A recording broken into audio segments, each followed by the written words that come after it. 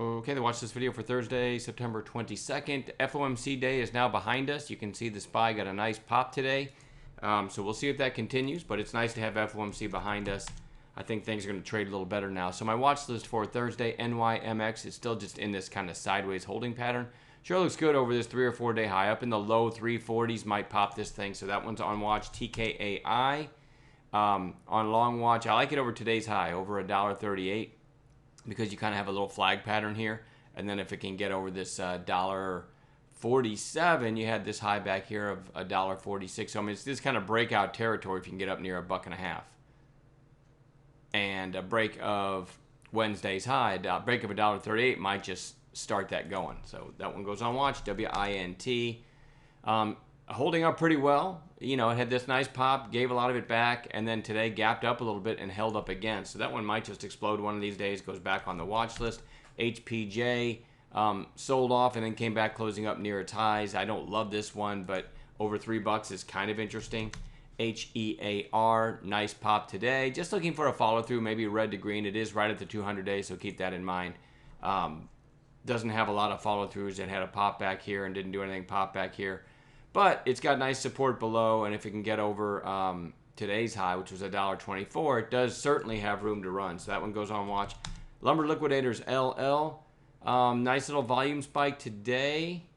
You almost can picture, if you squint, an inverse head and shoulders on a longer time frame. Also kind of a trend line here, which I'll try to throw on the chart. I think I usually use segments for these. Right, so, I mean, it's come a long way in a short period of time. It had a big move today, so it probably needs to consolidate, but it might just get a red to green tomorrow, and the thing might continue. So anyway, we'll keep that one on watch. CRMD, let's go to the daily here. This one's extended, but it just keeps climbing, right? So I'm going to put it back on watch. If it can break today's high, which was 298, it closed right there. Yesterday's high was 309, so that's another potential catalyst. So 299, 310, and maybe it continues. It's certainly extended, so keep that in mind. I like it less because of that.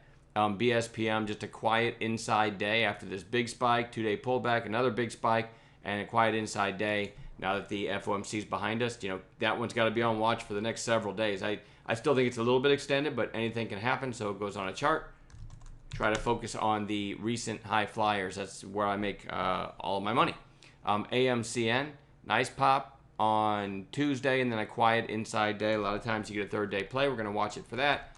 CYCC, this one's pretty obscure, but I kind of started looking at it when it did this little pop back here, because I try to focus on stuff that has proven to me it can make a big move. And so back here you had a move from 426 to 827. That's huge, right?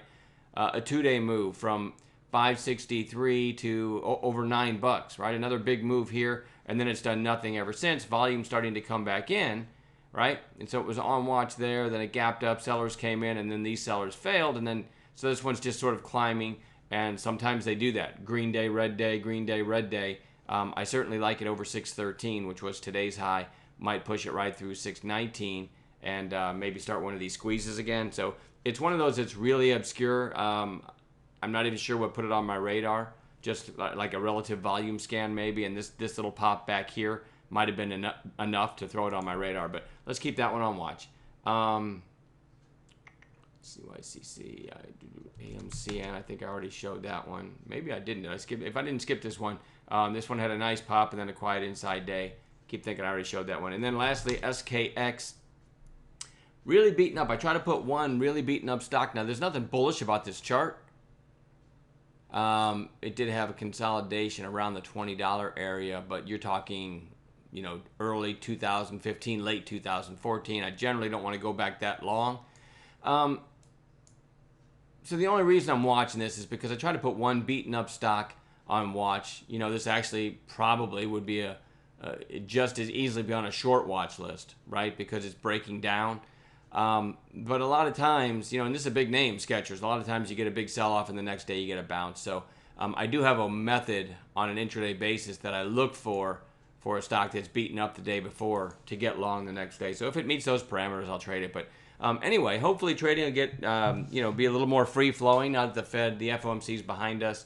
We'll be watching this list tomorrow, and we'll build a list of gappers as well to watch to trade. Also, you may want to keep an eye on NVAX too.